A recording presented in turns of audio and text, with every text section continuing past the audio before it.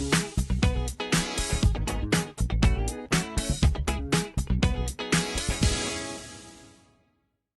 Everyone. आज हम basically exam point of view से कुछ चीजें सीखेंगे एंड उन चीजों में आपको किस तरीके से क्यूब निकालना है वो सीखेंगे। क्यूब रूट्स कैसे निकालते हैं वो चीजें सीखेंगे। और उसके बाद हम देखेंगे कि सेलिंग प्राइस, कॉस्ट प्राइस या डिस्काउंट पर कुछ वर्ड प्रॉब्लम्स हम करने वाले हैं। ठीक है, तो चलिए शुरू करते हैं। सबसे पहले बात करते हैं कि क्यूब कैसे निकालें। कोई भी एक नंबर ले लेते हैं, जैसे मान लो 7 ले लिया। अब हमें इसका क्यूब निकालना है। तो सबसे पहले, जैसे जब भी आपको पूछा जाए कि क्यूब निकालना है, तो उसका ये मतलब होता है, जैसे 7 का क्यूब निकालना है तो 7 के ऊपर पावर जो है 3 आ जाएगी। और इसका मतलब क्या होता है, आपको यही नंबर 3 बार मल्टीप्लाई करना है। कितनी बार करना है? 3 बार। और जो भी आपका आंसर आएगा वो ये जो नंबर है हमारा, इसका क्यूब होगा। तो देखते हैं कितना आएगा। 7 7 जा 49 इंटू 7, सो 343 आपका क्यूब आ गया। एक नंबर और ले लेते हैं। जैसे मान लेते हैं हम 8 क्यूब निकालते हैं, तो कैसे करेंगे? 8 इंटू 8 तो 8 8 जा 64, और फिर से 8 करोगे तो कितना आएगा? ये आपका आ जाएगा 8 4 जा 32, और 8 6 आपका जो है 48, और +3 51, 512 आपका आंसर आ गया। तो इस तरीके से आप जो है क्यूब्स निकालेंगे। ठीक है, तो चलिए अब हम आगे बढ़ लेते हैं। आगे बात करते हैं कि कैसे क्यूब रूट फाइंड किया जाए। कोई भी एक नंबर ले लेते हैं। जैसे यहाँ पर हम ले लेते हैं, एक नंबर लेते हैं 512। सो इसके लिए आपको क्या करना है? फैक्टराइजेशन आना चाहिए। क्या आना चाहिए? फैक्टराइजेशन। हम इसमें क्या करना है, बस यहाँ एक नंबर लिख दो। सिंपल सा प्रोसेस है, आप लोग सभी जानते ही होंगे। इसको डिवाइड अगर हम 2 से करेंगे, 2 2 जा 4, एक यहाँ से लगी इधर, 2 5 जा 10 एंड 2 6 जा 12, और 2 से 2 1 जा 2, 2 2 जा 4, 2 8 जा 16। फिर से 2 यूज करो, 2 6 जा 12, 2 4 जा 8, 2 3 जा 6, 2 2 जा 4, और आगे देख लेते हैं। 2 1 जा 2, 2 6 जा 12, 2 8 जा 16, 2 4 जा 8, 2 2 जा 4, और 2 1 जा 2। अब इस तरीके से आपको फैक्टर निकाल लेने हैं। जब आप फैक्टर निकालने हैं, तब आपको इनके 3 का एक पेयर बना लेना है। जैसे ये 3 हो गए, 1 2 3 सेम नंबर होना जरूरी है। ये याद रखना है आपको, सेम नंबर होना जरूरी है। तो 2 2 2 एक सेम नंबर है, तो इसका एक पेयर यहाँ ले लिया 2। यहाँ मैं लिख ले रहा हूँ 2। ठीक है, मल्टीप्लाई। अब नेक्स्ट में देखो, 1 2 3, तो 1 2 3 एक जैसे नंबर है, तो यहाँ पर लिख लिया हमने 2। दो एक बार और आ गया, मल्टीप्लाई। अब यहाँ देखते हैं 3 बचे हैं, तो 1 2 3 एक जैसे नंबर होने जरूरी है। तो ये कितना आ गया? 2। सो 2 4 2 जा 8। तो ये आपका क्यूब रूट 12 का कितना है? 512 का कितना है? 8 आपका क्यूब रूट आएगा। ठीक है, चलिए एक और ले लेते हैं हम। 1 3 3 1 नंबर ले लिया। ठीक है, तो सेम वही प्रोसेस, मैंने कहा आपको फैक्टराइजेशन करना आना चाहिए।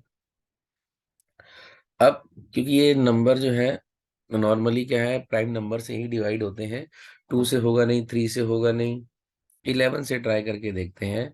तो 11 1 जा 11, 2 इधर चला गया, 11 2 जा 22, 1 बचा, 11 बन जाएगा। ठीक है, सो फिर से देखते हैं, 11 1 जा 11, 11 1 जा 11।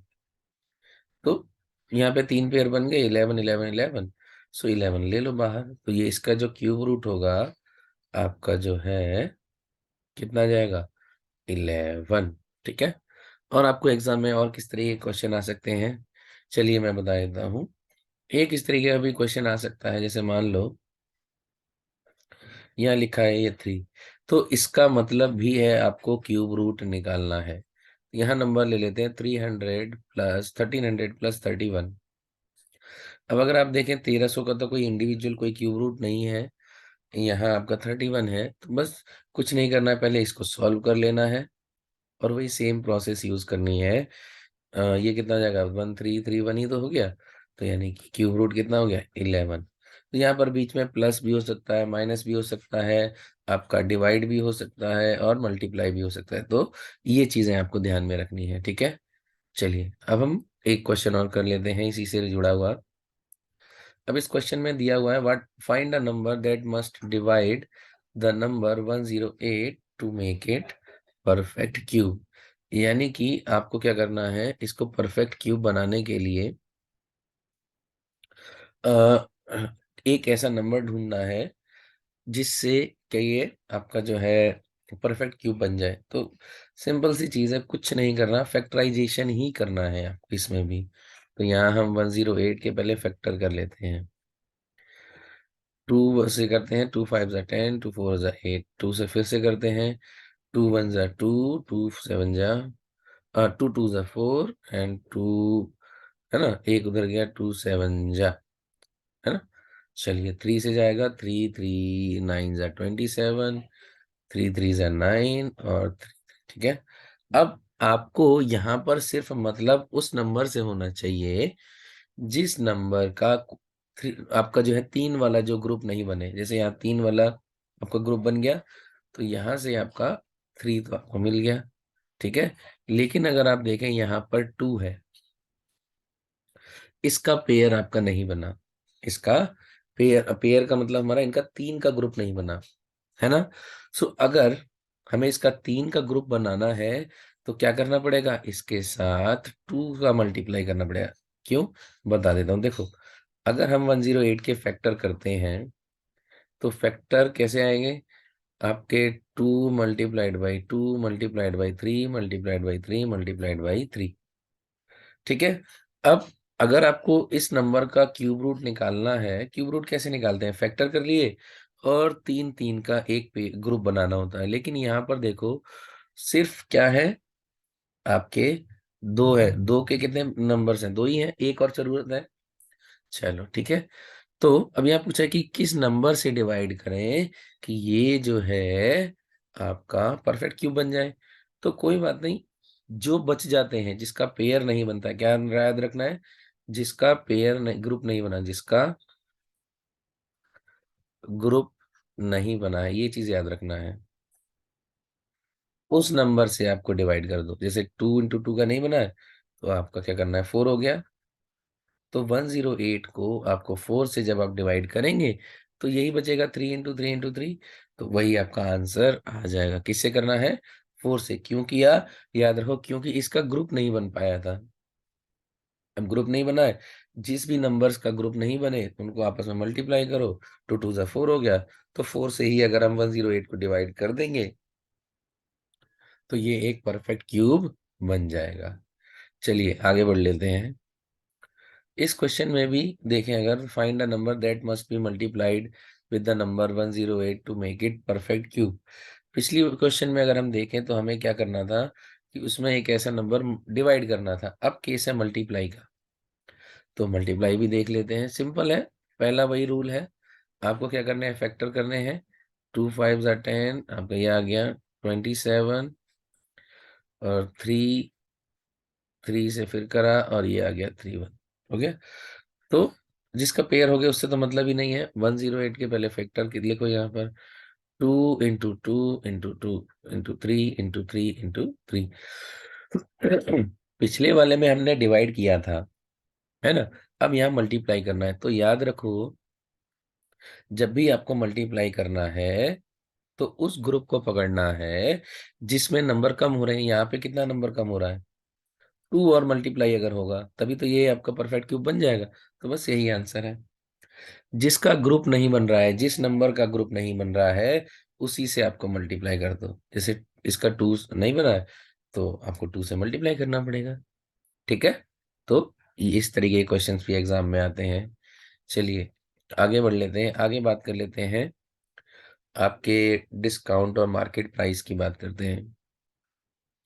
तो मैंने आपको ऑलरेडी फॉर्मूले बता रखे हैं, मैं परसेंटेज वाले फॉर्मूले से ही निकलवाऊंगा। तो percentage value is equal to क्या होता है, परसेंटेज डिवाइड बाई 100 इनटू आपका जो है टोटल प्राइस या फिर यहाँ पर हम ओरिजिनल प्राइस भी लेते हैं, कॉस्ट प्राइस भी लेते हैं, तो कई जरूरत के ऊपर डिपेंड करेगा हमारा। ठीक है, तो जैसे यहाँ पर अगर हमें मार्केट प्राइस दिया है और डिस्काउंट परसेंटेज दिया हुआ है, तो आपको क्या निकालना है? चलो इसको हम ले लेते हैं आपका, हाँ मार्केट प्राइस दिया है, चलो ठीक है। तो डिस्काउंट निकालना है, तो डिस्काउंट का फॉर्मूला क्या हो जाएगा? इसी से, discount value is equal to discount percentage upon 100 into market price. तो बस वैल्यू रखो, 20/100 इंटू मार्केट प्राइस कितना है? 500। तो 0 0 कट गया, तो 5 दूनी 10, यानी कि 100 रुपए का आपको डिस्काउंट यहाँ पर मिलेगा। तो अब इसमें और क्या हो सकता है? इस क्वेश्चन में आपको मान लेते हैं डिस्काउंट वैल्यू आपको 100 दी हो, डिस्काउंट परसेंटेज निकाल पूछ सकते हैं, है ना? तो इस तरीके से इंटरचेंज करके कोई एक चीज मिसिंग हो सकती है, जैसे डिस्काउंट दिया होगा तो आपको मार्केट प्राइस निकालने को बोल देंगे, है ना? तो इस तरीके के क्वेश्चंस आ सकते हैं। चलिए एक क्वेश्चन हम देख लेते हैं, सेलिंग प्राइस प्रॉफिट परसेंटेज का। वही सेम फॉर्मूला, हमारा प्रॉफिट निकालना है यहाँ। तो प्रॉफिट का क्या हो जाएगा? Profit percentage upon 100 into cost price. तो प्रॉफिट कितना है? 20, यहाँ 100 दिया हुआ है, कॉस्ट प्राइस कितना है? 500। तो ये कट गया, तो कितने का प्रॉफिट हुआ आपको? 500 कॉस्ट प्राइस थी ना आपकी, है ना? तो 500 जब 20% का प्रॉफिट ले रहे हैं, तो आपको 20/100 इंटू 5, यहाँ 5 है सॉरी, तो 5 दूनी 10, 100 रुपए का यहाँ पर भी आपको प्रॉफिट मिल रहा है। कितने का मिल रहा है? 100 रुपए का आपको प्रॉफिट मिलेगा। अब इसमें और क्या पूछ सकते हैं? आपसे पूछ सकते हैं सेलिंग प्राइस क्या होगी, तो कॉस्ट प्राइस प्लस आपका प्रॉफिट कर दो। अब मान लो लॉस परसेंटेज दिया होता, तो पहले लॉस निकाल लो, तो आपका जो है सेलिंग प्राइस हो जाता कॉस्ट प्राइस माइनस लॉस हो जाता, है ना? तो इस तरीके से आपको क्वेश्चंस पूछे जा सकते हैं। और क्या निकाल सकते हैं? आपको परसेंटेज वैल्यू दी हो और आपको कॉस्ट प्राइस निकालने को बोल देंगे, परसेंटेज वैल्यू दी हो और प्रॉफिट परसेंटेज निकालने को बोल सकते हैं आपको। ठीक है, चलिए आगे बढ़ लेते हैं। यहाँ पर हमारा जीएसटी वाला प्रॉब्लम है, जीएसटी का एक क्वेश्चन है। तो जीएसटी वाले क्वेश्चन में अगर हम देखें, तो आपको ओरिजिनल प्राइस होती है और एक होती है नेट प्राइस। तो फॉर्मूला वही होंगे आपके। नेट प्राइस का फॉर्मूला क्या होता है आपका? Net price is equal to original price plus percentage, ये फॉर्मूला होगा। और सॉरी जीएसटी, यहाँ जीएसटी वैल्यू आ जाएगी। और जीएसटी का फॉर्मूला क्या होता है? GST percentage upon 100 multiplied by net, आपका ओरिजिनल प्राइस। ये ठीक है, ये फॉर्मूलेज आपको अप्लाई करने हैं। तो चलो इस क्वेश्चन को सॉल्व कर लेते हैं। ओरिजिनल प्राइस दिया है, आपको नेट प्राइस निकालना है। तो उसके लिए आपके पास नेट प्राइस के लिए फॉर्मूला क्या होता है? Original price plus GST. तो जीएसटी निकालना पड़ेगा। तो जीएसटी का फॉर्मूला हमारा क्या हो जाएगा? GST percentage upon 100 multiplied by original price.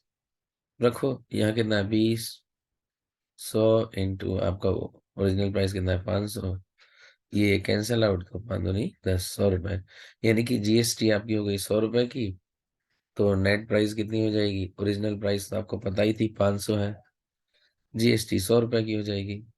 तो 600 रुपए का आपका टोटल बिल बनेगा जीएसटी लगने के बाद। ठीक है।